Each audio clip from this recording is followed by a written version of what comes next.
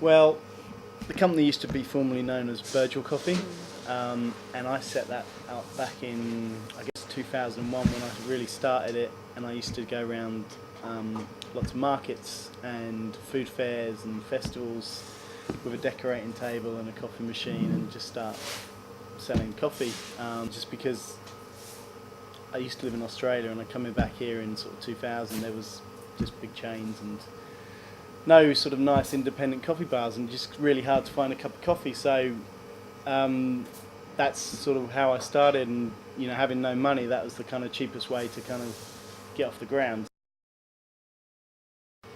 Well, we basically buy only specialty grade coffees, so we're paying a lot more money for that. We just go for the more premium ends of coffee, so the farmer always gets paid a little bit more. This is what a green bean. There's not a lot of, if you smell it, there's not a lot going on there. So the idea of roasting is you're basically bringing out the flavours. You're trying to bring out the best flavour. This is a Monsoon Malabar coffee, which we use a little bit in our blend at the moment, and it's a very distinct coffee, and it's aged in wood sheds in India, and it's basically they wait for the monsoons, it floods, and this is how it takes on this sort of different look.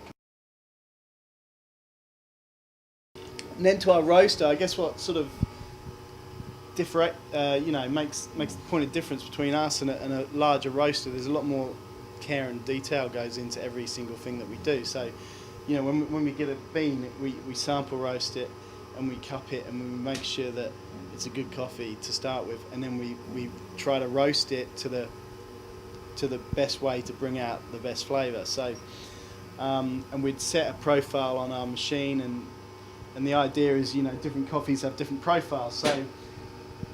So this is the roaster. This is where the coffee gets put in, and then basically it gets dropped at a certain temperature. So we'd have a profile. So we'd have a drop temperature, and then we have a thermometer in here which monitors the temperature constantly on this device here.